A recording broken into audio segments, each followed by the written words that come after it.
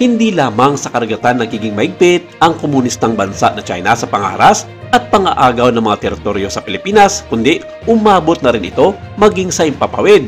At kumakailan lamang ang mga naging aktibidad nito sa impapawid ng bisinidad ng Scarborough Shoal ay ginawa naman ito ilang araw bago ang pagbabalik ni Donald Trump sa kapangyarihan na nagdudulot ng lalong mas mataas na tensyon sa rehiyon.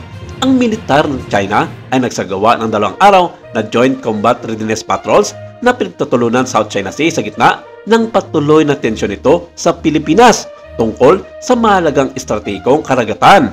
Sinabi ng People's Liberation Army Southern Theater Command na ang hukbong pandagat ang panghimpapawid nito ay nagpatrolya sa karagatan noong Biyernes at Sabado. Ang mga pagpapatrol ay sinadya upang mapanatili ang kapayapaan at katatagan sa rehiyon ng South China Sea at anumang aktibidad ng militar na nakakagambala sa South China Sea ay ganap na nasa ilalim ng kontrol. Ito ang naging payag ni Mao Ning sa katatapos lamang na press conference sa Beijing, China.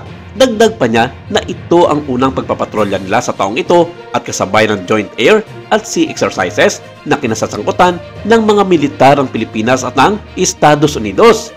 Ang mga pagsasanay ay naganap ilang araw bago bumalik si Donald Trump sa White House noong Lunes bilang bagong presidente ng Amerika. Ang militar at Coast Guard ng China ay pinalakas ang kanilang mga aktibidad sa pagtaruang karagatan nitong mga nakaraang taon at ang ikalawang termino ni Trump ay maaaring pagmulan pa ng mas matinding tensyon sa Pilipinas at sa ibang mga bansa.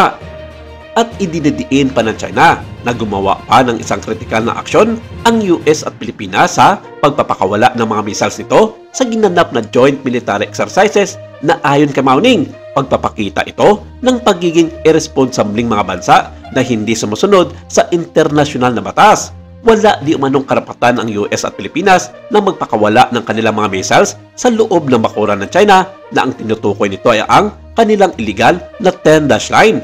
Samantala, sumang-ayon ang Beijing at Manila na ipagpatuloy ang pag-uusap sa pag-aayos ng kanilang pagkakaiba sa teritoryo kasunod ng pagpupulong ni Cheng Xiaodong, ang Vice Minister for Foreign Affairs at ng kanyang counterpart sa Pilipinas na si Maria Teresa Lazaro ng Huwebes. Ngunit binatikos din ng China ang mga ginagawa ng Manila at inakusahan itong sinusubukang mag-hype up ng mga hindi pagkakaunawaan.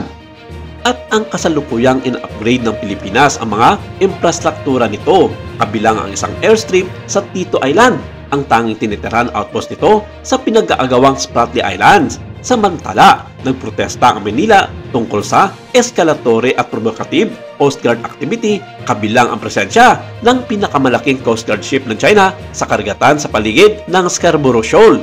Sinabi nito na ang 12,000 toneladang monster ship at iba pang mga Coast Guard vessels at mga fighter jets kasama ang mga helicopter ay pumasok sa exclusive economic zone ng Pilipinas at hiniling na bawiin ng China ang mga ito. Sinabi naman ng mga eksperto na magiging regular na ito na patrol ground ng China sa karagatan na nakapaloob sa 19 nautical miles ng Zambales at hinding-hindi na ito babawiin pa ng China. Isa raw sa mga dahilan ay dahil sa kawalang aksyon na ginagawa ang Pilipinas upang pigilan ang mga ito.